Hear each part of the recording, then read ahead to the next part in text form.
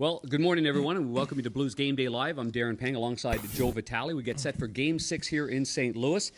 An opportunity for the St. Louis Blues to finish off a playoff series. And, Joe, one of the things that head coach Craig Berube just told us what he'd really like to have his team do is continue the great momentum they had from game number 5 in Winnipeg, the third period especially. He thought their ozone pressure, the way that it controlled the puck, was exactly what he pictured this team doing. And I know it's hard to do, but he wants that momentum to carry on from Winnipeg. It's a long trip from there, and then from here in the first period. Can it be done? I think it could be done. And, you know, when the Blues play like that and it looks good, it looks really good. And in the third period, it looked really good. The Winnipeg Jets did not have an answer. And, you know, in Game 4, we looked at it and we saw Winnipeg do it. Yep. And in the third period and in overtime, they carried the momentum. So it's going to be those momentum shifts. It's going to be those swings. We've seen them back and forth all series long. And it really comes down to what goalie is going to make the save in important times. But the Blues took over in that third period, and there was never a doubt.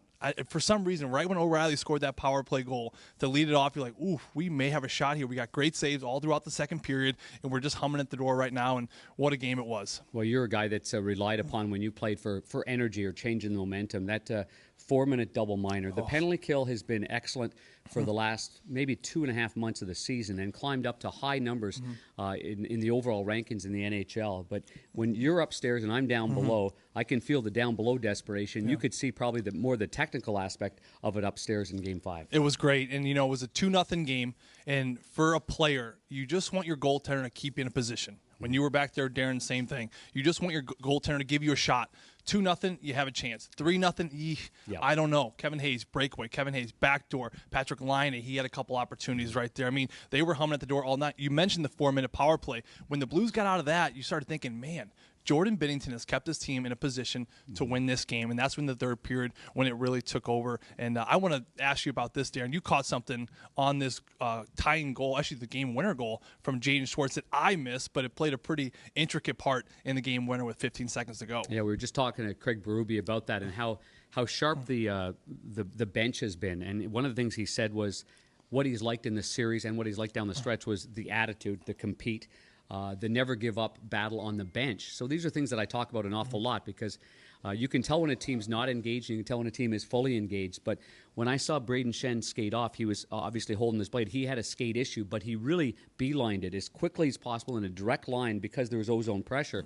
And so I see that happening. And now Shen being a centerman, the next centerman up's Tyler Bozak. And Tyler Bozak, he's already over the boards. The exchange was impeccable. And with that exchange, they only scored with 15 seconds left to go in the game. But Tyler Bozak knew exactly where he was going. He went right to the corner.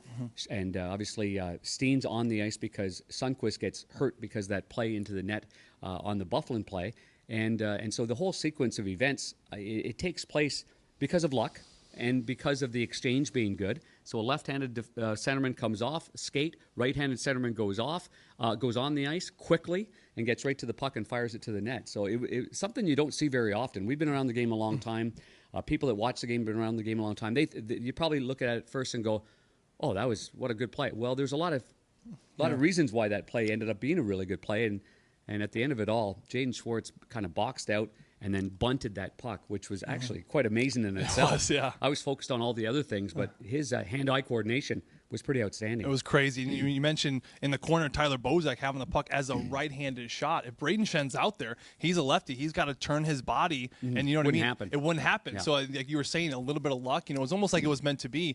Jaden Schwartz winning the battle in front. How many times do we see a guy guarded in this series, but you don't grab the stick? It was Trouba on Schwartz. Schwartz has his stick free. He bats it out of the air. We saw it in the game before that in overtime. You know, it was Braden Shen drifts just a little bit outside the crease. Instead of stopping on the stopping right there. Difference between a stop and a goal and a goal going in. It's amazing. It's just a foot. Yep. It's just a foot. It's just an inch. It comes down to those little plays. You mentioned Braden Shen beelining off. It's 20 seconds to go. I mean, most players are just going to drift. They think this game is going in overtime. The fact that he hustles to the bench, and that's when Tyler Bozak hustles back to the offensive zone, it's those little things that really add up to be big things in a playoff series. I really believe the mantra was, we're not going back to that hotel that is so darn hot in our room. So that was the mantra. Our rooms, long story short, it's an older hotel. It was hot in the rooms. It was a hot yoga. And the players were not going back there for that.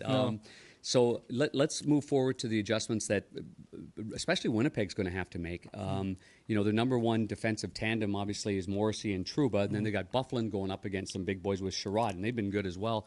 But now that you've got a right-hand shot with Ryan O'Reilly and David Perron, they've played well together before.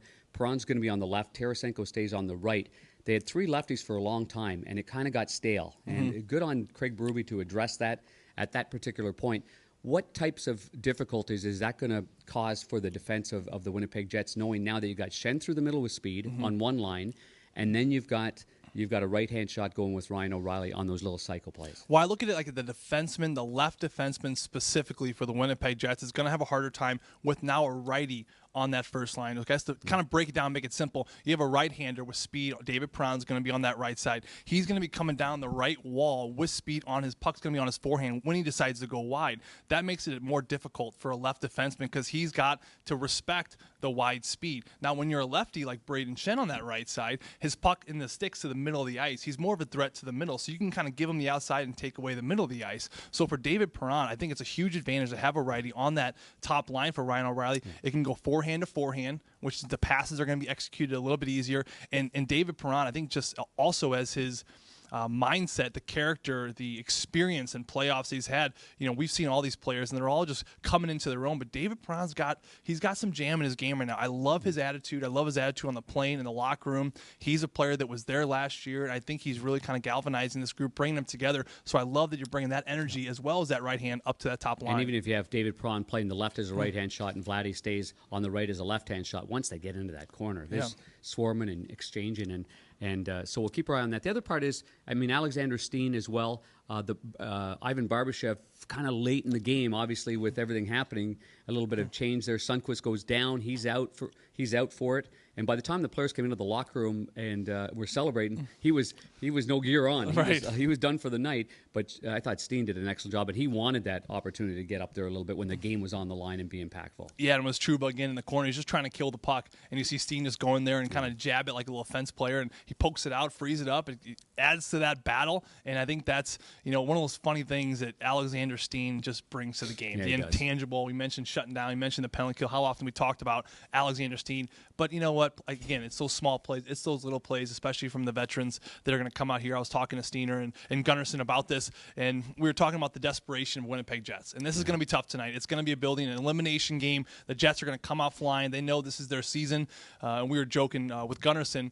I said, I think the Blues are maybe going to be more desperate. I think that the idea of going back to Winnipeg on Easter Sunday when it's going to be as beautiful as it is here on Sunday, I think the guys want to get this thing wrapped up tonight. I think you're thinking maybe selfishly on your behalf. Yeah, me too. More than anything else. It's about the broadcasters at the end of the day. It always is, Joe. I'm glad you're learning that quickly in your broadcast career. Winnipeg did come out, and let's not forget, this is an excellent hockey club. They've got some dangerous players. They came out here in Game 3, and they were a desperate team. That was their Game 7 to make sure they weren't down 3-0, and they performed, and then they win Game 4 as well. So this game is going to be a special animal. It's a 6 o'clock start here today, and that's going to be on KMOX, the pregame show at 5:30, and then, of course, the call with Chris Kerber and Joe Vitale here, and on Fox Sports Midwest. We're going to have a large pregame show as well. We're going to have Bernie Federko, the Hall of Famer, with Scott Warman. We're going to have Jamie Rivers as well. We're going to have plenty of interviews and hits before the game because they're going to extend it on Fox Sports Midwest from the baseball right to the hockey. And, of course, the call with the Emmy Award winner, John Kelly, on the call. And we'll have that on Fox Sports Midwest at 6 o'clock. We look forward to it. It's an elimination game. And I know the Blues are going to be fired up. The city's going to be fired up, and Joe Vitale's going to be eating bread all afternoon. Oh, that sounds good. For Joe Vitale, I'm Darren Pang. Enjoy your day, everybody.